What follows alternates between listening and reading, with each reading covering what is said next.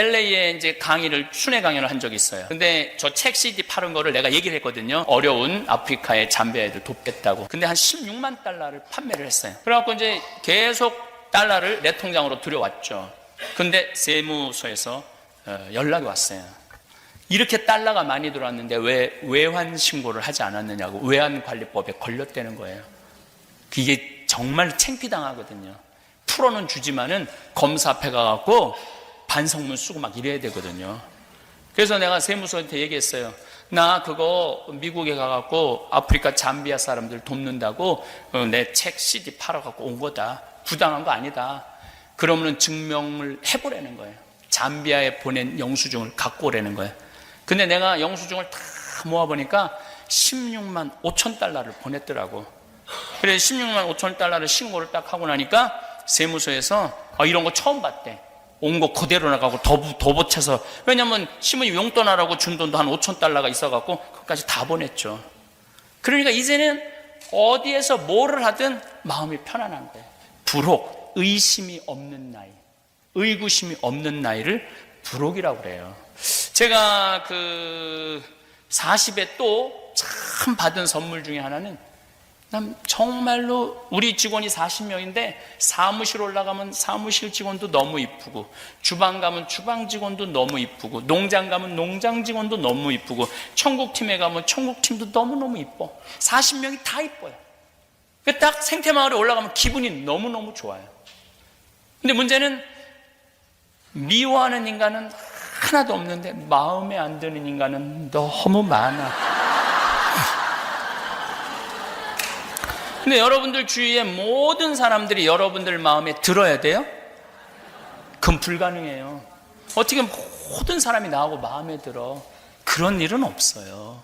나하고 마음에 드는 사람은 10사람 중에 2-3명도 안 돼요. 2-3명 찾기 쉽지 않아요. 그런데 10명이 다 마음에 들어야 된다고. 또 성당 다니는 사람들은 마음에 안 들어도 주 예수의 이름으로 사랑해야 된다고.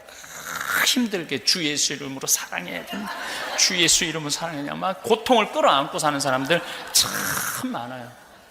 여러분들, 제가 이렇게 40에 돼 보니까 궁합이라는 단어가 이해가 되더라고요. 사람은요, 궁합이 맞는 사람이 있어요. 궁합이 맞는 사람이 있어. 그럼 꼭 부부 문제만 아니야. 사람이 궁합이 맞는 사람이 있어요. 내가 이렇게 신부로 이렇게 봤을 때, 젊었을 때는 저 신부는 인격이 엉망인데도 그 신부 좋다고 따라다니는 교우들 보면은 이해가 안 됐어요. 저 신부 근데 보니까 궁합이 맞는 거야. 궁합이 맞으니까 서로 좋다고 그러는 거죠. 나는 내가 평창 생태마을을 꾸미면서 우리 할아버지 신부님 생태마을 내가 하겠다고 그러니까 30억을 들여서 생태마을을 꾸며준 신부님이 있어요. 근데 이 신부님이 2012년에 돌아가셨죠. 87세에 돌아가셨어요. 우리 아버지하고 같은 나이에 돌아가셨는데, 이 신부님이 정말로 무서웠어요. 얼마나 무서웠느냐면, 미사 때 딱 미사 시작 때 문 딱 잠 거예요. 다음 미사 오라고. 그럼 미사 중간에 무슨 일이 있어도 못 나가. 할머니들이 오줌을 말아서 나가려면 늙으면 죽어야 돼 막 그러고 그래. 신부님이 너무너무 무서웠어요. 그 신부는 애들이 미사 때 떠드는 걸 용납을 못했어요. 그 신부님이 나한테 붕어를 키웠는데, 봐라, 톡톡 두들기면은 붕어들이 밥 먹으러 와요. 그러면 신부님이 물을 줘요. 저기 막 밥을 줘요. 물고기도 훈련되면 되는데 왜 5살 되는 애가 훈련이 안 되냐? 이건 부모가 안 가르쳐서 그렇다. 그래갖고 이제 애들이 미사 때 떠들면은 이 새끼 애미 누구냐고. 자식 교육 똑바로 시키라고. 대놓고 하세요, 대놓고. 한 번은 5살 된 애가 신부님 막 이제 감사송, 성창 감사송 하는데 다 걸어 들어오는 거예요. 그럼 신부님 어떻게 그냥 가만히 있어 이러고. 그럼 온 교우들이 완전히 사색이 되는 거예요. 이제 또 신부님이 불호령이 떨어. 그래서 이 신부님 별명이 호랭이 신부님, 호랭이 신부님. 불호령이 떨어지겠구나.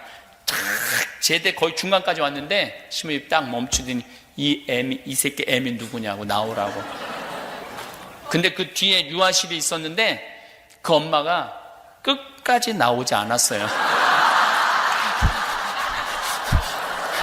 그래서 결국은 미사 봉사자가 데리고 나갔어요. 예. 그래서 그것만 1년 동안 엄마이기를 포기한, 예, 엄마로 아주 유명한 엄마가 됐죠. 그렇게 무서워서 신부님이. 근데 나는 그 신부님 보좌 신부라는데 너무 편안하더라고요. 신부님과 같이 있으면 시간 가는지 모르고 너무너무 좋아. 또 내가 또 방법을 많이 신부님이 5분 이상 화를 못 내세요. 그래갖고 이제 내 보좌 신부방이 5층이고 신부님 식당은 1층이고 신부님방 1층인데 5층에서 내려오다 보면 소리 지르는 소리가 들려요. 벌써 누군가 걸려갖고 혼나는 거지. 그럼 나는 이렇게 내려오다가 3층에 이렇게 새는 데가 있어요. 그러면 이렇게 새갖고 눈에 띄면 나까지 싸잡아서 너는 뭔데 이러니까. 근데 하여튼 이 신부님 나하고 궁합이 너무너무 잘 맞았어요. 은퇴하시고 제가 10년을 모시고 살았어요. 근데 한 번도 다툼이 없었어요. 한 번도. 너무너무 행복하게. 그래서 우리 수원교구의 모든 어른 신부님들, 주교님들, 젊은 신부들이 어떻게 저렇게 둘이 아버지 아들 같이 저렇게 오랜 시간 동안 변함없이.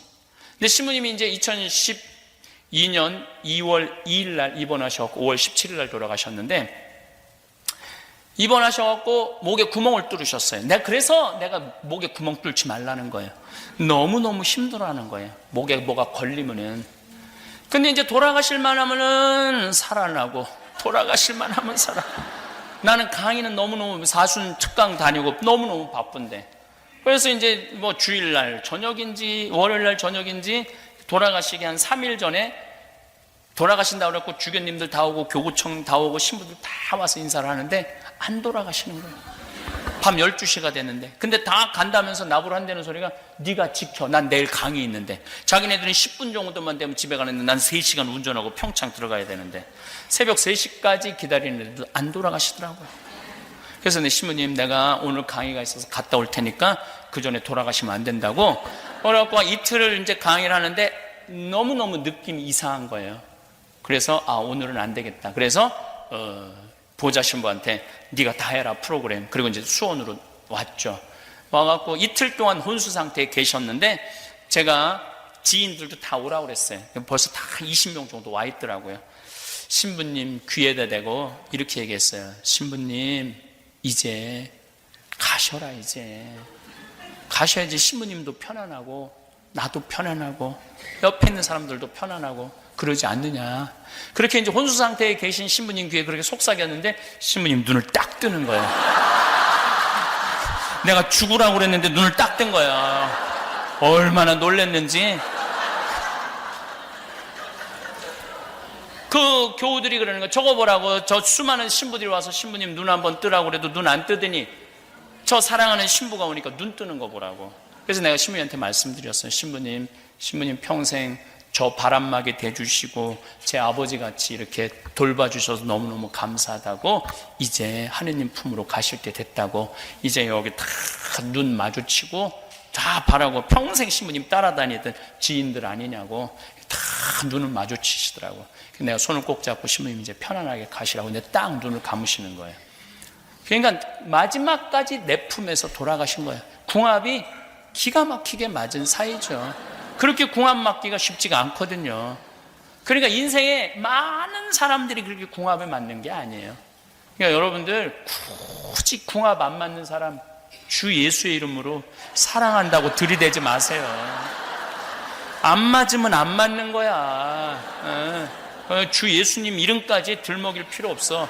그냥 간단한 인사만 하고 정말 마음에 드는 사람, 정말 나하고 맞는 사람하고 사랑 쌓기도 바쁜 세상에 굳이 안 맞는 사람 그냥 갈등 일으켜가면서 그냥 마음의 상처 줘가면서 받아가면서 그러실 필요가 없어요. 제가 이제 나이가 이제 50이 됐어요. 이제 지천명의 나이야. 하늘의 뜻을 아는 나이에요. 요즘 제가 이제 다음 시간에 아주 드라마틱한 화면을 보여드리면서 말씀을 드리겠지만은 하느님께서 나를 왜 사제로 부르셨고 왜 아프리카로 보내셨고 그걸 알 것 같더라고요. 그리고 요즘은 내가 막 일을 추진하다가도 일이 안 되잖아요. 그럼 내가 딱 이렇게 말해요. 당신이 원하는 게 아닌가 보네. 그러나 딱 덮어요. 아니 구원도 하느님이 더 급하지 내가 급해? 여러분들 주위에 혹시 성당 안 나가는 사람 걱정하지 마세요. 하느님이 더 급하겠지. 여러분들이 더 급하겠어요? 하느님이 알아서 하시겠지. 제가 성서 강의하면서 많은 의문점이 있어요. 우리 가톨릭이 지금 13억이고 이슬람이 17억이에요. 17억. 물론 그리스도교 통틀어서는 25억이지만은, 그리고 유대인들은 정작 예수님을 믿지 않아요. 나한테 들이대는 거예요. 신부님, 예수님이 진짜 하느님이라면은 왜 유대인들 정작 예수님을 믿지 않느냐고. 그리고 지금 이슬람은 왜 17억이냐고. 신부님 설명해 보라고 나한테 그래요. 그럼 난 딱 이렇게 말해요. 나도 몰라. 그걸 내가 어떻게 다 알아야 돼? 난 그냥 예수님이 너무 좋고 예수님 사랑하고 예수님의 사제야. 그런 것까지 내가 알 수 없는 것까지 나 설명할 능력 없어. 나도 몰라. 당신이 알아서 물어봐. 그리고 인터넷에 또 이런, 내가 신앙생활을 해보니까 공부를 해본, 과학을 공부해보니까 하느님이 없는 것 같고, 어쩌고저쩌고 막 그래. 지금 이런 사람 어떻게 해? 나도 몰라. 자기 인생 자기가 알아서 하는 거지. 내가 그 인생까지 걱정해야 돼? 그리고 하느님이 알아서 하시겠지. 나중에 알아서 계산하시겠지. 마음이 참 편안해졌어요.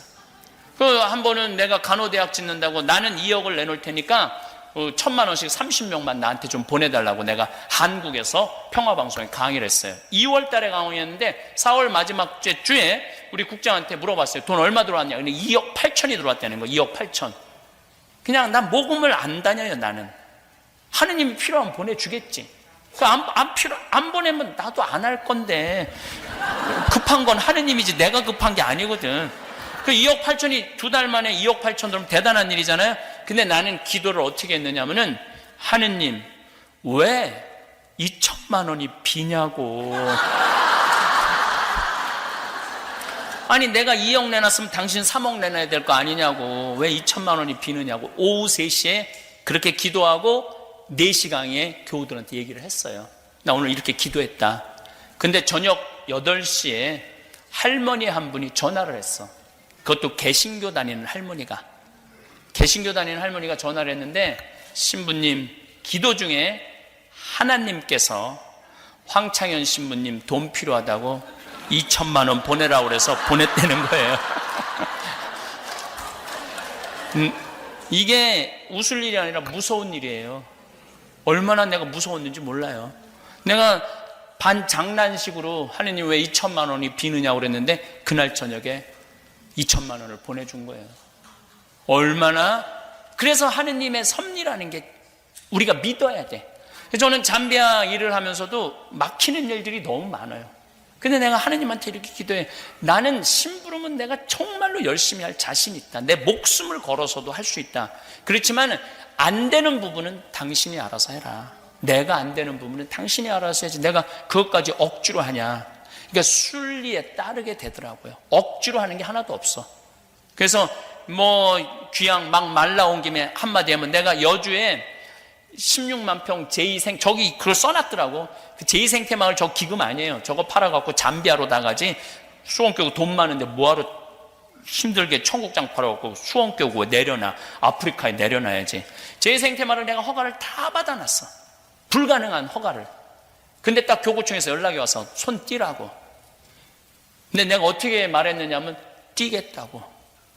보통 신부들 같으면은 5년 동안 했는데 일이 나하고 말 한마디 없이 손 이렇게 띄라고 말할 수 있느냐, 어쩌고 저쩌고 그러는데, 그것도 내가 보기엔 다 성숙하지 못한 사람들의 행동이에요. 나는 신부고 교구청의 명령에 따라서 하는 신부인데 띄라고 그러면 띄어야지. 아주 간단한 거예요. 근데 막 내가 하면 안 된다고 막 불때같이 일어나던 신부들이 너무 당황한 거야. 내가 싸울 줄 알았더니 바로 손 띄니까, 아니 저건 아닌데 싸워야 되는데. 저는 지금도 생태마을에서 본당 신부로 발령 나도 난 나갈 수 있어요. 아프리카에서 저렇게 추진하다 했는데 교구에서 하지 말라 그러면 난 안 할 수 있어요. 왜냐하면은 나머지는 하느님이 알아서 하겠지. 나는 본당 가서 행복하게 살면 되지. 손해는 누가 나? 하느님이 나겠지. 내가 나는 게 아니지. 신학교 내가 짓겠다고 내가 한 것도 아니고 당신이 계획한 건데. 50이 돼서 하늘의 뜻을 아니까 마음이 참 편안하더라고요. 억지로 할 것도 없고 포기도 쉽더라고. 60, 이 시간이 없으니까 이제 이순 얘기를 할게. 60, 난 아직 60은 안 됐어요. 이순이 되면 귀가 편안한 나이야. 그리고 이해 못하는 게 없어야 되는 나이야. 60이 되면 모르는 게 없는 나이가 60이에요. 근데 60 된 분들이 난 정말 이해가 안 되네, 처음 듣는 얘기네, 이러면 나이를 헛먹은 거예요. 공부를 안 하는 거예요. 공부를 안 하는 거예요. 60이 돼갖고 남의 말에 귀를 기울일 줄 모른다면은 나이를 헛먹는 거예요. 그래서 60이 되면은요, 다 남의 말에 귀 기울일 줄 알고 끝까지 들어줄 줄도 알고, 뭐 이 말 저 말 할 거 없이 내가 너무 멋있는 60을 하나 만났어요. 직접 만난 적은 없는데 내 후배 신부 중에 하나가 5년 정도 후배 신부가, 그것도 5년 전에 여자 때문에 옷 벗은 것도 아니고 돈 때문에 옷 벗은 것도 아니야. 이게 굉장히 상징적인 신부예요. 기쁘지 않았대요. 미사를 드리는데 기쁘지 않았대요. 강론을 하는데 기쁘지 않았대요. 기쁘지 않은데 여기서 드리는 건, 이건 교우들을 기만하는 거고 하느님을 기만하는 거라고. 그래서 난 더 이상 사제의 자격이 없다고 옷을 벗었어. 너무너무 아깝더라고. 내가 평상시에 아끼던 신부인데 기쁘지 않은 순간이 오죠. 정말로 하기 싫을 때가 와요, 신부들한테. 근데 그 신부는 그 시기를 못 넘긴 거죠. 옷을 벗고 나갔어. 나는 잊었죠. 뭐 참 아깝다 이렇게만 생각을 하고. 근데 그 본당, 젊었을 때 본당 신부한 성모회장이 그 신부를 굉장히 사랑했나 봐. 근데 딸이 하나 있었는데 37, 8, 그 신부 45. 그 딸한테 그랬대요. 너 시집도 안 갈 거면은 그 신부님이 혼자 사는데 힘들 거다. 세상살이 혼자 밥하고 빨래하고 힘들다. 너 시집 안 갈 거면 그 신부님한테 시집 가라.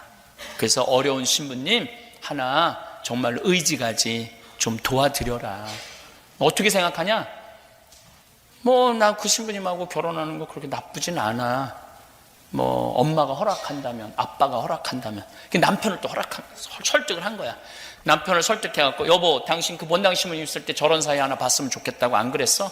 저 사이 지금 이제 혼자 됐는데 저 사이 이제 보자고 남편을 설득시킨 거예요. 그래갖고 그 다음에 신부님한테 찾아가서, 신부님 내 딸 얼굴도 예쁘고 돈도 벌고 괜찮다. 그러니까 신부님 혼자 외롭게 살지 말고 내 딸이랑 결혼해라. 설득을 해갖고 결혼을 시킨 거야. 그래갖고 뭐 2년 전 3월 25일 날 본당 상임위원들 다 몇몇 해갖고 결혼을 시켰다는 거예요. 내 말이 나이를 먹으려면 그렇게 먹으라는 거예요.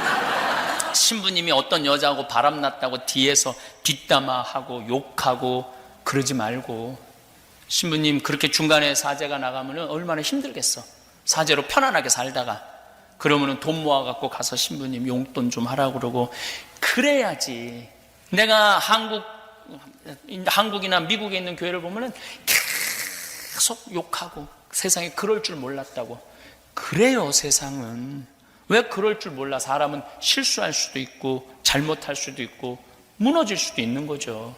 근데 그 사제가 새로운 삶으로, 행복한 삶으로 살 수 있도록 걱정해주고 기도해줘야 되는데 우리는 은근히 즐겨요. 은근히. 그래서는 안 된다는 거예요. 나이를 먹으려면은 그 성모회장 같이 자기 딸을 내줄 수 있는 정도로 나이를 먹어야 된다는 거야. 나이를 먹으려면. 그런 넉넉함. 70이 되면 불유구의 나이라고 그래요. 종심소욕 불유구라고 그래요. 무슨 얘기냐면 내가 마음 먹은 대로 하는 행동이 법에 어긋남이 없어야 돼. 이거 천주교식으로 말하면 70 넘은 할머니들 하는 행동이 곧 하느님이 하는 행동하고 똑같아야 돼. 근데 이상하게 나이를 먹으면요 더 이기적이 되고 자기만 알고 고집만 늘어나는 경우가 참 많아요. 여기는 안 그러겠지만 한국에 보면은 막 잔치집에 가면 막 70 넘은 할머니들 보면은 막 부친 게 맛있다고 꼬쟁이에 싸갖고 막 하나라도 더 가져가려고 그러고. 이때부터는 이런 말을 할 수 있는, 늙으려면 곱게 늙어라. 곱게 늙어야 돼. 내가 알고 있는 할머니 한 분은 대그룹 회장님, 부회장님 할머니예요. 그 할아버지는 돌아가셨죠. 이 할머니는 돈을 겨울에 5만 원을 손에 딱 말고 성당을 나간대요. 그래갖고 그 폐지 줍는 할머니들을 만나면은 손을 콕 잡고 이 추운데 이거 갖고 목욕하고 설렁탕 먹으라고, 그리고 5만 원 꼭 줘준대요. 성당에서도 이렇게 그 성당 굉장히 서울의 큰 성당인데 밤새 경비 쓰는 아저씨들 있잖아요. 그러면은 꼭 5만 원을 말아서 이거 오늘 퇴근하는 길에 아침에 추운데, 아주 추운 날은 그렇게 한대. 그리고 성당에 뭐 연령 애들 가면 돈 100만 원 봉투 그동안 많은 분들 기도해서, 그러니까 쓸 줄 아는 거지. 아무리 부자라도 쓸 줄 모르면 그거하고 나하고는 아무 상관없어. 그 내가 40대 때 깨달은 거라고 그런 거예요. 아무리 부자고 폰만 쓰면 옆에서 가슴만 아파요. 그런 여자가 아니라 그런 부자 옆에 있으면 상처만 입는 거야, 상처. 그러니까 늙으려면은 좀 아름답게 늙어가야 되는 거 아닌가, 이런 생각을 합니다. 어떤 분이 집을 한 채 기증 도네이션을 하셔서 장학재단을, 교육재단을 만들었다고 그러더라고요. 제가 전 미국에 다녀봤는데 교육재단을 만든 성당은 여기가 처음인 것 같아요. 한 분의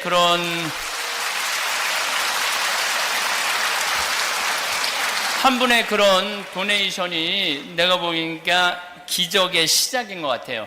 그래서 여기 신부님 하시는 일 중에 제가 정말로 꼭 원했던 일을 하고 있더라고요. 정화상 성인하고 김대건 신부님 성인전을 영어로 번역해갖고 우리 1.5세대나 2세대 같은 경우는 사실은 우리 김대건 신부님이 얼마나 훌륭한지, 정화상 성인이 얼마나 훌륭한지 모르잖아요. 뭐 김대건 신부님 이야기도 너무 감동적이지만 정화상 성인 같은 경우는 감동을 뛰어넘죠. 정화상 성인은 아버지, 어머니, 정화상 성인, 유소사, 최철래, 정정혜, 엘리사벳 온 가족이 하느님 때문에 다 순교를 한 집안이잖아요. 얼마나 대단한 집안이에요. 그리고 정화상 성인마저도 너무너무 사제가 되고 싶어갖고 신학교 교육을 받으셨어요. 받으시다가 순교를 1839년에 하시게 되죠.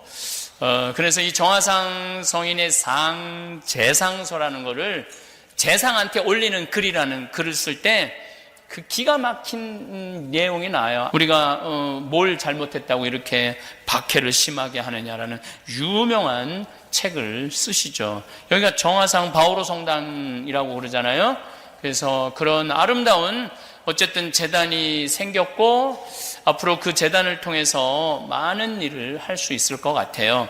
저는 제가 지금 이게 기적의 이제 일을 할 수 있었던 거는 정말로 할머니 한 분이 저를 찾아오셨어요. 신부님, 제가 강도들한테 납치를 당해갖고 이틀 동안 트렁크에 갇혀 다녔대요. 이틀 동안 강도들이 끌고 다니는데, 그런데 그 강도들이 당신 차였는데 내 CD 화가 나십니까? 라는 걸 이틀 동안 듣고 다니다가 마지막에 풀어주면서 이 CD를 들으면서 죽일 마음이 없어졌다고. 할머니 카드에서 돈을 다 뺏어갖고 돈을 다 뺐지만은 할머니가 1년 동안 외출을 못했대요. 너무 세상이 무서워서.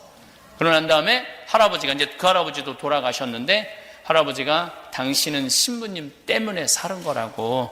그래갖고 이 할머니가 재산이 굉장히 많은데 내가 만약에 그냥 거기서 원래는 묶어갖고 돌에 달아갖고 저수지에 자기네들끼리 막 작전 짜는 소리를 들었대요. 그렇게 죽었다면 얼마나 의미가 없을까. 그래서 이 할머니가 그 재산 중에 100억을 저한테 갖고 기증을 하셨어요. 100억을.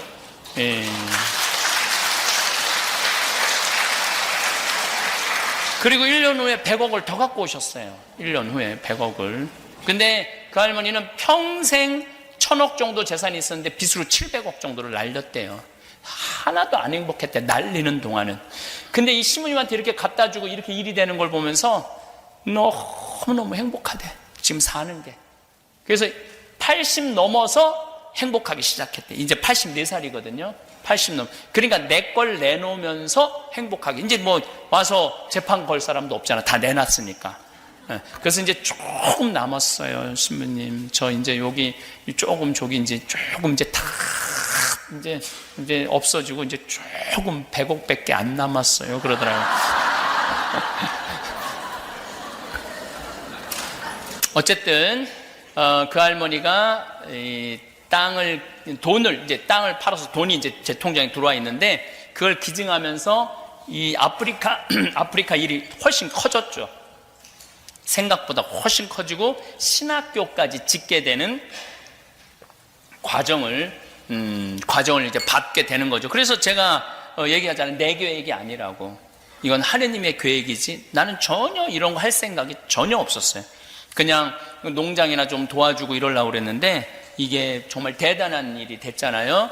여기 교육재단 이제 시작을 하셨는데 아마 이게 어떻게 보면 또 미국 교회 안에 새로운 기적의 이 재단이 될 수도 있지 않을까 그런 생각을 합니다. 그래서 여러분들 혹시 내가 아까도 어제도 말씀드렸지만 한국 분들 이제 이룰 거 다 이루고 있는데 이대로 머무르면 미션이 끝나는 거예요.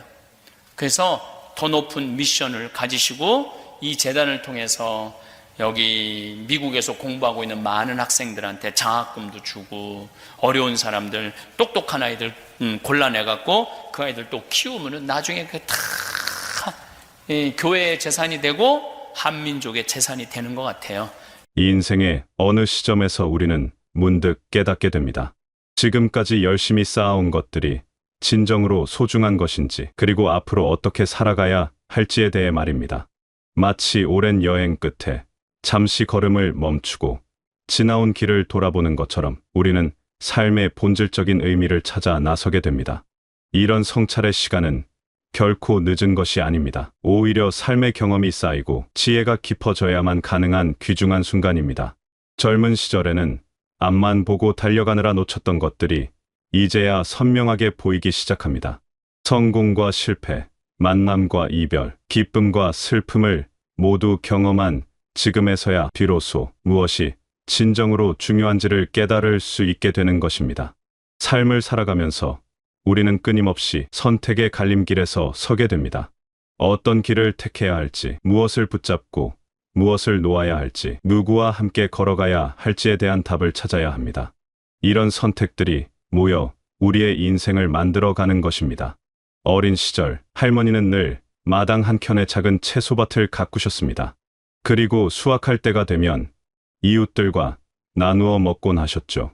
많이 키워서 혼자 먹으면 무슨 재미가 있겠니? 하시던 할머니의 웃음이 지금도 생생합니다.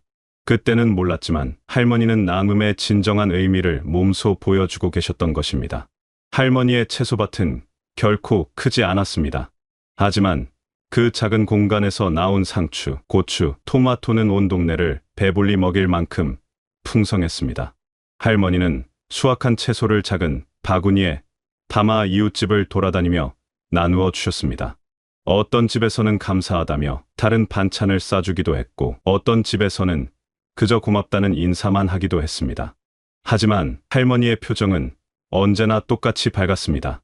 나중에 어른이 되어서야 깨달았지만 할머니는 단순히 채소를 나누어 주신 것이 아니었습니다. 그분은 마음을 나누고 계셨던 것입니다.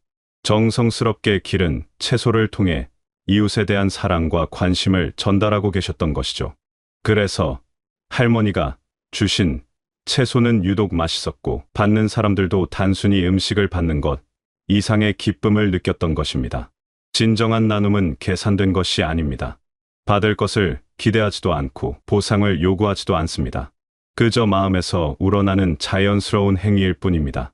마치 꽃이 향기를 내뿜고 나무가 그늘을 만들어주는 것처럼 말입니다. 이러한 나눔은 주는 사람에게 특별한 기쁨을 선사합니다. 물질적인 풍요로움과는 다른 차원의 마음의 평안을 가져다주는 것이죠. 이런 나눔의 철학은 우리 삶의 모든 영역에서 적용될 수 있습니다. 물질적인 것뿐만 아니라 시간, 관심, 경험, 지혜 등 우리가 가진 모든 것을 나눌 수 있습니다. 어려운 일을 겪고 있는 친구에게 보내는 따뜻한 문자 메시지, 새로운 환경에 적응하지 못하는 사람에게 건네는 격려의 말, 경험을 바탕으로 한 조언 등은 모두 소중한 나눔입니다. 나눔은 또한 받는 사람에게만 유익한 것이 아닙니다. 주는 사람에게도 깊은 만족감과 행복을 안겨줍니다. 심리학자들은 이를 기버스 하이기버스 부르기도 합니다. 다른 사람을 도와주거나 무언가를 나누어 줄 때 느끼는 특별한 기쁨과 에너지를 말하는 것입니다. 이런 기쁨은 단순한 쾌감과는 다릅니다. 마음 깊숙한 곳에서 우러나오는 따뜻하고 지속적인 행복감인 것입니다. 젊은 시절에는 가진 것이 많지 않다는 이유로 나눔을 주저했을지도 모릅니다. 하지만 시간이 흘러 깨닫게 되는 것은 나눔의 크기가 중요한 것이 아니라는 사실입니다. 따뜻한 말 한마디, 진심 어린 관심, 때로는 그저 함께 있어 주는 것만으로도 충분히 소중한 나눔이 될 수 있습니다. 한 연구에 따르면 사람들이 가장 기억에 남는 도움은 거대한 금전적 지원이나 물질적 선물이 아니라 어려운 순간에 받은 따뜻한 말 한마디나 진심 어린 위로였다고 합니다. 병원에서 수술을 기다리는 환자에게 손을 잡아주는 것, 새로운 직장에서 불안해하는 동료에게 점심을 함께 하자고 제안하는 것, 힘들어하는 이웃에게 괜찮다고 말해주는 것 등이 때로는 어떤 큰 선물보다도 더 큰 힘이 되는 것입니다. 나눔의 진정한 가치는 그 행위가 만들어내는 연결고리에 있습니다. 사람과 사람 사이에 보이지 않는 끈을 만들어주고 서로를 이해하게 하며 공동체 의식을 형성하게 합니다. 혼자서는 해결하기 어려운 문제도 함께 나누면 더 쉽게 해결할 수 있고 기쁨도 나누면 배가 되는 것을 경험하게 됩니다. 이웃에게 기른 채소를 나누어 주던 할머니처럼 우리도 각자의 방식으로 나눔을 실천할 수 있습니다. 손자에게 들려주는 옛날 이야기, 젊은 동료에게 건네는 삶의 조언, 힘들어하는 친구에게 보내는 따뜻한 격려 등 모두가 값진 나눔입니다. 이런 나눔을 통해 우리는 더 큰 신뢰의 그물망 속에서 살아가게 됩니다. 신뢰는 나눔을 통해 자연스럽게 형성되는 가장 귀중한 자산입니다. 작은 약속을 지키고 어려운 순간에 도움을 주며 일관성 있는 모습을 보여줄 때 조금씩 쌓여갑니다. 한 번 형성된 신뢰는 돈으로 살 수 없는 보물이 됩니다. 그것은 관계의 토대가 되고 어려운 상황에서 서로를 의지할 수 있는 든든한 버팀목이 됩니다. 신뢰가 있는 관계에서는 많은 말이 필요하지 않습니다. 눈빛만으로도 서로의 마음을 알 수 있고 작은 행동으로도 깊은 의미를 전달할 수 있습니다. 이런 관계에서는 오해가 생겨도 쉽게 풀리고 갈등이 있어도 건설적인 방향으로 해결됩니다. 서로를 믿기 때문에 솔직하게 이야기할 수 있고 실수를 해도 용서받을 수 있다는 안정감을 느낄 수 있습니다. 신뢰란 하루아침에 쌓이는 것이 아닙니다. 작은 약속을 지키고 진심으로 대하며 일관성 있게 행동할 때 조금씩 쌓여갑니다. 그리고 이렇게 쌓인 신뢰는 인생의 가장 귀중한 자산이 됩니다. 돈이나 명예보다 훨씬 더 오래가고 진정한 행복의 토대가 되어주는 것이죠. 그런데 신뢰를 쌓는 것은 쉽지 않습니다. 오랜 시간과 지속적인 노력이 필요합니다. 말과 행동이 일치해야 하고 어려운 상황에서도 약속을 지켜야 합니다. 때로는 자신에게 불리한 일이 있어도 정직하게 이야기해야 하고 실수했을 때는 솔직히 인정하고 사과해야 합니다. 하지만 이런 노력이 결코 헛되지 않습니다. 신뢰를 바탕으로 한 관계는 인생의 가장 소중한 보물이 됩니다. 성공할 때도 함께 기뻐하고 실패할 때도 함께 아파하며 평범한 일상도 함께 나누는 관계 말입니다. 이런 관계가 있다면 어떤 어려움이 와도 헤쳐나갈 수 있는 힘이 생깁니다. 신뢰는 또한 자기 자신에게도 적용됩니다.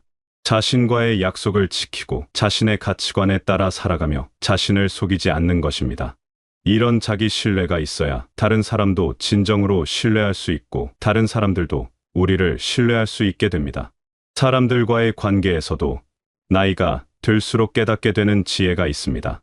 젊은 시절에는 모든 사람에게 좋은 인상을 주려고 애썼을지도 모릅니다. 모든 모임에 참석하고 모든 사람의 부탁을 들어주려고 노력했을 것입니다. 하지만 이런 노력은 때로는 우리 자신을 지치게 만들고 진정한 관계를 놓치게 할 수도 있습니다. 젊은 시절의 관계는 때로 피상적이었을지도 모릅니다. 많은 사람들과 어울리며 활발하게 지내는 것이 좋은 것이라고 생각했을 수도 있습니다.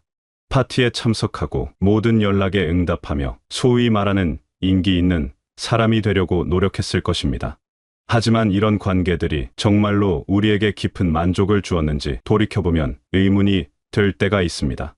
많은 사람들과의 피상적인 관계보다는 몇 사람과의 깊은 관계가 훨씬 더 의미 있고 가치 있다는 것을 깨닫게 됩니다. 수십 명의 지인보다는 진정으로 마음을 나눌 수 있는 몇 명의 친구가 훨씬 소중한 것입니다. 이런 관계에서는 가식이 필요 없습니다. 있는 그대로의 모습을 보여주어도 받아들여지고 약점을 드러내어도 함께 극복해 나갈 수 있습니다. 이 인생의 어느 시점에서 우리는 깨닫게 됩니다. 모든 사람과 깊은 관계를 맺는 것은 불가능하다는 것을, 그리고 그럴 필요도 없다는 것을 말입니다. 오히려 진정으로 마음이 통하는 몇 사람과의 깊은 관계가 수많은 얕은 관계보다 훨씬 소중하다는 것을 알게 됩니다. 이런 깨달음은 어떤 면에서는 해방감을 줍니다. 모든 사람에게 좋은 사람이 되려고 애쓰지 않아도 되고 모든 초대에 응해야 한다는 부담감에서 벗어날 수 있습니다. 대신 진정으로 소중한 사람들과의 관계에 더 많은 시간과 에너지를 투자할 수 있게 됩니다. 진정한 관계는 억지로 만들어지는 것이 아닙니다. 마치 강물이 자연스럽게 흘러 바다에 이르듯 진정한 인연은 자연스럽게 만들어지고 깊어집니다. 같은 가치를 공유하고 서로를 이해하며 편안함을 느끼는 관계 말입니다. 이런 관계에서는 많은 말이 필요하지 않습니다. 함께 있는 것만으로도 충분하고 침묵조차 편안합니다. 좋은 관계란 억지로 만들어지는 것이 아닙니다. 마치 강물이 자연스럽게 흘러 바다에 이르듯 진정한 인연은 자연스럽게 만들어지고 깊어집니다. 같은 가치를 공유하고 서로를 이해하며 편안함을 느끼는 관계 말입니다. 관계의 질은 양으로 측정할 수 없습니다. 수백 명의 SNS 친구보다는 진정으로 마음을 나눌 수 있는 한 명의 친구가 훨씬 더 가치 있습니다. 어려운 일이 생겼을 때 진심으로 걱정해주고 기쁜 일이 있을 때 함께 기뻐해주며 평범한 일상도 함께 나누고 싶은 사람들이 바로 진정한 관계입니다. 이런 관계에서는 가식이 필요 없습니다. 있는 그대로의 모습을 보여주어도 받아들여지고 약점을 드러내어도 함께 극복해 나갈 수 있습니다. 성공을 함께 기뻐하고 실패를 함께 아파하며 평범한 일상도 함께 나누는 것이 가능합니다. 이런 관계에서는 서로의 다름을 인정하고 존중합니다. 완전히 같은 사람은 없기 때문에 의견이 다를 수 있고 생각이 다를 수 있습니다. 하지만 이런 차이점들이 관계를 깨뜨리지 않습니다. 오히려 서로를 더 풍요롭게 만들어주는 요소가 됩니다. 다른 관점을 통해 세상을 더 넓게 볼 수 있고 다른 경험을 통해 더 많은 것을 배울 수 있습니다. 진정한 관계는 또한 시간의 흐름을 견딜 수 있는 관계입니다. 일시적인 감정이나 상황에 좌우되지 않고 오랜 시간에 걸쳐 서서히 깊어지는 관계입니다. 어려운 시기를 함께 겪으면서 더욱 단단해지고 기쁜 순간을 함께 나누면서 더욱 특별해지는 관계입니다. 이런 소중한 관계를 유지하는 것은 꽃밭을 가꾸는 것과 같습니다. 꾸준한 관심과 사랑이 필요합니다. 정기적인 안부, 진심 어린 대화, 함께하는 시간 등이 관계를 더욱 깊고 아름답게 만들어줍니다. 바쁘다는 핑계로 소홀히 하면 관계도 시들어갑니다. 하지만 꾸준히 관심을 갖고 돌보면 시간이 지날수록 더욱 아름다운 관계로 성장해 갑니다. 시간 등이 관계를 더욱 깊고 아름답게 만들어줍니다. 때로는 오해가 생기거나 갈등이 있을 수도 있습니다. 하지만 진정한 관계라면 이런 어려움도 함께 극복해 나갈 수 있습니다. 서로의 다름을 인정하고 이해하려고 노력하며 용서하는 마음을 갖는 것이 중요합니다. 갈등이 생겼을 때 가장 중요한 것은 문제를 회피하지 않는 것입니다. 불편한 감정이나 의견 차이를 덮어두고 넘어가려고 하면 관계에 금이 가기 시작합니다. 대신 솔직하게 대화하고 서로의 입장을 이해하려고 노력하며 함께 해결책을 찾아가는 것이 필요합니다. 이런 과정에서 관계는 더욱 단단해집니다. 어려움을 함께 겪고 극복한 관계는 그 어떤 것보다도 견고하고 깊어집니다. 서로를 더 잘 이해하게 되고 더 큰 신뢰를 갖게 되며 더 깊은 사랑을 나누게 됩니다. 관계에서 가장 아름다운 순간은 아무 말 없이도 서로의 마음을 알 수 있는 순간입니다.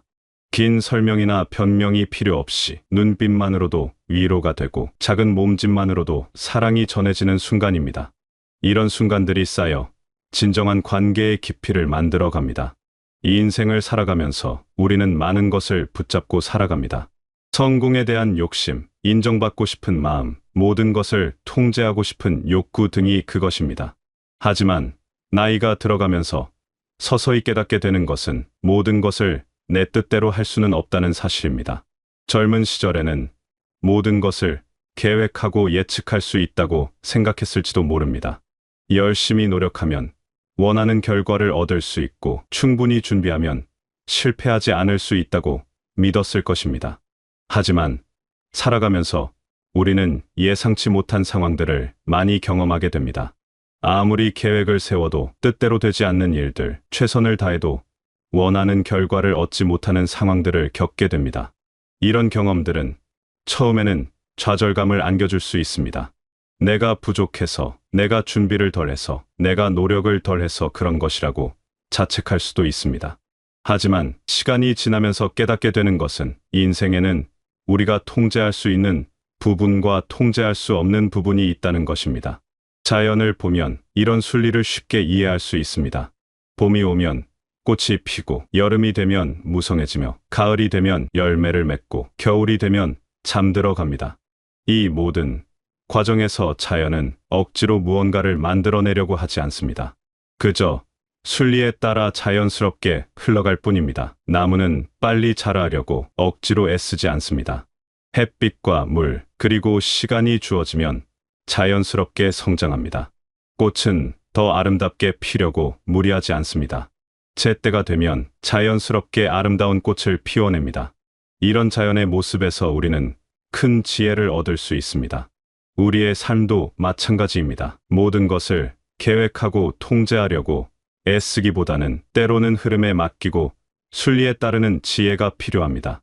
이것이 포기나 체념을 의미하는 것은 아닙니다. 최선을 다하되 결과에 대해서는 너무 집착하지 않는 것입니다. 내려놓음의 지혜는 여러 단계로 이루어집니다. 먼저 자신이 통제할 수 있는 것과 통제할 수 없는 것을 구분하는 것입니다. 내가 할 수 있는 일은 최선을 다해 하되 결과는 여러 요인에 의해 결정된다는 것을 인정하는 것입니다. 날씨, 다른 사람의 선택, 예상치 못한 상황들은 내가 통제할 수 없는 영역입니다. 두 번째는 완벽함에 대한 집착을 버리는 것입니다. 젊은 시절에는 모든 것을 완벽하게 하려고 했을지도 모릅니다. 실수를 용납하지 않고 모든 상황을 예측하고 대비하려고 했을 것입니다. 하지만 완벽함은 현실에서는 불가능합니다. 오히려 완벽함을 추구하다 보면 스트레스만 늘어나고 정작 중요한 것들을 놓칠 수 있습니다. 세 번째는 실수와 실패를 받아들이는 것입니다. 실수는 인간이라면 누구나 하는 자연스러운 일입니다. 완벽한 사람은 없고 모든 일이 계획대로 되는 것도 아닙니다. 실수를 했을 때 자책하기보다는 그것을 배움의 기회로 받아들이고 더 나은 방향으로 나아가는 것이 중요합니다. 젊은 시절에는 모든 것을 완벽하게 하려고 했을지도 모릅니다. 실수를 용납하지 않고 모든 상황을 예측하고 대비하려고 했을 것입니다. 하지만 경험이 쌓이면서 깨닫게 되는 것은 완벽함보다는 유연함이 때로는 더 중요하다는 것입니다. 유연함이란 상황에 따라 적절히 대응할 수 있는 능력을 말합니다.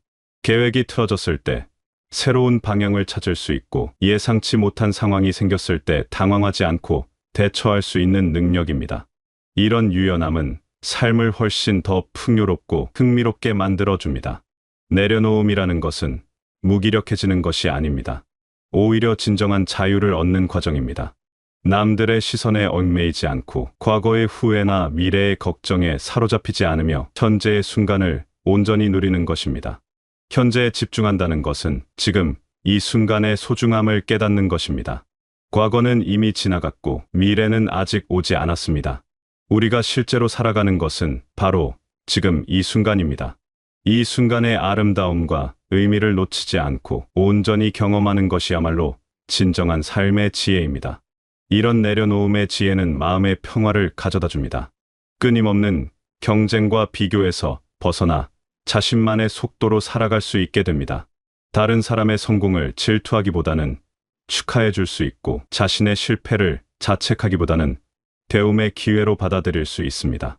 내려놓음은 또한 감사의 마음을 키워줍니다. 가지지 못한 것에 대한 아쉬움보다는 가진 것에 대한 감사를 느끼게 됩니다. 건강한 하루, 따뜻한 햇살, 사랑하는 사람들과의 시간 등 일상의 소소한 것들이 얼마나 소중한지를 깨닫게 됩니다. 나이가 들어감에 따라 가장 아름다운 변화 중 하나는 다른 사람을 이해하고 포용하는 마음이 넓어진다는 것입니다. 젊은 시절에는 자신의 관점에서만 세상을 바라보았을지도 모릅니다. 자신의 가치관이 절대적이라고 여기고 다른 의견을 쉽게 받아들이지 못했을 수도 있습니다. 젊은 시절의 판단은 때로 성급하고 엄격했을 수 있습니다. 흑과 백으로 나누어 생각하고 옳고 그름을 단정적으로 판단하며 자신과 다른 생각을 하는 사람들을 쉽게 비판했을지도 모릅니다. 하지만 이런 단순한 사고방식은 세상의 복잡성을 제대로 이해하지 못하게 만들 수 있습니다. 하지만 다양한 경험을 쌓고 여러 사람을 만나며 인생의 부침을 겪으면서 우리는 조금씩 달라집니다. 세상에는 다양한 관점이 있고 각자 나름의 이유가 있다는 것을 이해하게 됩니다. 옳고 그름의 이분법적 사고에서 벗어나 상황과 맥락을 고려하는 지혜를 갖게 됩니다. 사람들이 왜 그런 선택을 했는지, 왜 그런 행동을 했는지를 이해하려고 노력하게 됩니다. 표면적인 행동만 보고 판단하기보다는 그 뒤에 숨어 있는 사정과 마음을 헤아려 보려고 합니다. 이런 이해의 노력이 사람들 사이의 갈등을 줄이고 더 깊은 관계를 만들어 줍니다. 이런 변화는 자신의 경험에서 나옵니다. 자신도 실수를 해보고 어려운 선택을 해보며 완벽하지 않은 모습을 보여본 경험이 있기 때문에 다른 사람의 불완전함도 이해할 수 있게 되는 것입니다. 판단하기보다는 공감하고 비판하기보다는 격려하며 배척하기보다는 포용하는 마음을 갖게 됩니다. 어린 아이가 실수를 했을 때 젊은 부모는 화를 내거나 즉시 고치려고 할 수 있습니다. 하지만 할머니나 할아버지는 다릅니다. 그 실수 뒤에 숨어 있는 아이의 마음을 이해하려고 하고 왜 그런 행동을 했는지 헤아려 봅니다. 그리고 따뜻한 말로 아이를 위로하고 격려해 줍니다. 이런 차이는 경험에서 나옵니다. 많은 아이들을 보아왔고 자신도 실수를 많이 해보았으며 시간이 지나면서 많은 것들이 자연스럽게 해결되는 것을 경험했기 때문입니다. 급하게 고치려고 하지 않아도 아이는 스스로 배우고 성장한다는 것을 알고 있는 것입니다. 직장에서도 마찬가지입니다. 경험이 적은 관리자는 부하 직원의 실수에 대해 즉각적으로 반응하고 엄격하게 지적할 수 있습니다. 하지만 경험이 많은 관리자는 다릅니다. 그 실수가 왜 일어났는지를 파악하고 어떻게 하면 앞으로 같은 실수를 하지 않을 수 있는지를 함께 고민합니다. 질책보다는 격려를, 비판보다는 조언을 해줍니다. 이런 넉넉한 마음은 하루아침에 만들어지는 것이 아닙니다. 자신도 많은 실수를 해보고 용서를 받아본 경험이 있기 때문에 가능한 것입니다. 완벽하지 않은 자신을 받아들이면서 다른 사람의 불완전함도 포용할 수 있게 되는 것입니다. 용서의 힘을 아는 것도 중요한 지혜입니다. 젊은 시절에는 상처를 받으면 오랫동안 기억하고 쉽게 용서하지 못했을 수도 있습니다. 하지만 시간이 지나면서 깨닫게 되는 것은 용서는 상대방을 위한 것이 아니라 자신을 위한 것이라는 사실입니다. 미움과 원망을 붙잡고 있는 것은 자신의 마음을 무겁게 만들 뿐입니다. 다른 사람의 말에 귀 기울이는 것도 중요한 지혜입니다. 젊은 시절에는 자신의 이야기를 하는 것에 더 집중했을지도 모릅니다. 자신의 생각을 전달하고 자신의 경험을 나누는 것이 우선이었을 것입니다. 하지만 나이가 들면서 듣는 것의 중요성을 깨닫게 됩니다. 좋은 대화는 말하기와 듣기의 균형에서 나옵니다. 자신의 이야기만 하는 것도 상대방의 이야기만 듣는 것도 진정한 대화가 아닙니다. 서로의 생각과 감정을 나누고 공감하며 이해하는 과정이 진정한 대화입니다. 경청의 기술은 단순해 보이지만 실제로는 매우 어려운 것입니다. 상대방이 말하는 동안 다음에 할 말을 생각하지 않고 온전히 그 사람의 말에 집중하는 것입니다. 판단하거나 평가하지 않고 그저 들어주는 것입니다. 이런 경청은 상대방에게 큰 위로가 됩니다. 말하지 않아도 알아주는 것의 소중함도 깨닫게 됩니다.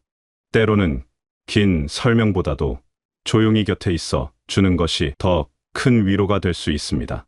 해결책을 제시하려고 애쓰지 않고 그저 함께 아파해 주는 것만으로도 충분할 때가 있습니다.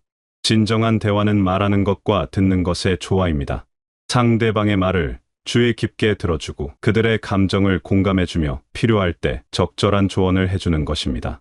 이런 경청의 자세는 상대방에게 위로와 힘을 주고 더 깊은 관계를 만들어줍니다. 특히 젊은 세대와의 대화에서는 이런 경청의 자세가 더욱 중요합니다.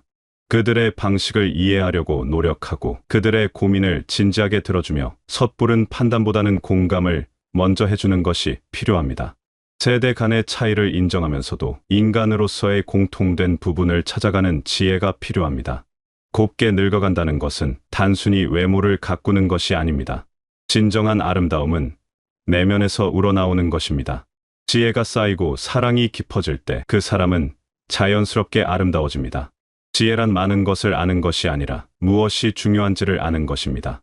이 인생의 본질적인 가치를 깨닫고 진정으로 소중한 것이 무엇인지를 구분할 수 있는 능력입니다. 건강, 가족, 우정, 사랑, 평화 등 돈으로 살 수 없는 것들의 가치를 제대로 아는 것입니다. 사랑 또한 깊어집니다. 젊은 시절의 사랑이 열정적이고 격렬했다면 나이가 들면서 사랑은 더욱 깊고 포용적이 됩니다. 조건 없는 사랑, 이해하는 사랑, 기다려주는 사랑을 할 수 있게 됩니다. 손자를 바라보는 할머니의 눈빛에서 이런 사랑을 볼 수 있습니다. 손자가 무엇을 해도 어떤 실수를 해도 그저 존재 자체로 소중한 것입니다. 이런 무조건적인 사랑은 받는 사람에게 큰 힘이 되고 주는 사람에게는 깊은 행복을 안겨줍니다. 이런 지혜와 사랑은 주변 사람들에게도 영향을 미칩니다. 마치 향기로운 꽃이 주변의 향을 퍼뜨리듯 지혜롭고 사랑이 넘치는 사람 곁에 있으면 자연스럽게 평화로워집니다. 그들의 말 한마디, 표정 하나도 다른 사람에게 위로와 힘을 주게 됩니다. 이 모든 깨달음을 바탕으로 우리는 오늘을 어떻게 살아가야 할까요? 첫째로, 오늘 누군가와 무언가를 나누어 보는 것입니다. 거창한 것이 아니어도 좋습니다. 따뜻한 말 한마디, 진심 어린 관심, 함께하는 시간 등 무엇이든 좋습니다. 둘째로, 진정으로 소중한 사람들과의 관계에 더 많은 시간과 에너지를 투자하는 것입니다. 의미 없는 만남보다는 마음이 통하는 사람과의 깊은 대화를 선택하는 것입니다. 셋째로, 오늘 하루 무언가를 내려놓아 보는 것입니다. 불필요한 걱정, 남에 대한 판단, 과거의 후회 등 마음을 무겁게 하는 것들을 조금씩 내려놓는 연습을 해보는 것입니다. 넷째로, 주변 사람들의 말에 더 귀 기울이고 그들의 마음을 이해하려고 노력하는 것입니다. 특히 젊은 세대의 이야기를 들어주고 그들의 방식을 존중해주는 것입니다. 마지막으로, 오늘 하루 감사한 마음을 갖는 것입니다. 건강하게 하루를 시작할 수 있음에, 사랑하는 사람들과 함께할 수 있음에, 아직도 배우고 성장할 수 있음에 감사하는 것입니다. 삶은 마치 정원과 같습니다. 오랜 시간 정성스럽게 가꾸어야 아름다운 열매를 맺을 수 있습니다. 나눔의 씨앗을 심고 관계의 나무를 키우며 내려놓음의 지혜로 잡초를 제거하고 이해와 포용의 물을 주어야 합니다. 그렇게 가꾸어진 마음의 정원에서 우리는 진정한 평화와 행복을 발견할 수 있습니다. 그리고 그 아름다움은 우리 자신뿐만 아니라 주변의 모든 사람들에게도 기쁨과 위로를 선사할 것입니다. 이 인생의 어느 시점에서든 이런 마음의 정원을 가꾸기 시작하는 것은 결코 늦지 않습니다. 오늘부터, 지금부터 시작해도 충분합니다. 작은 변화부터 시작하여 조금씩 가꾸어 나가다 보면 어느새 우리의 마음은 아름다운 정원으로 변해 있을 것입니다.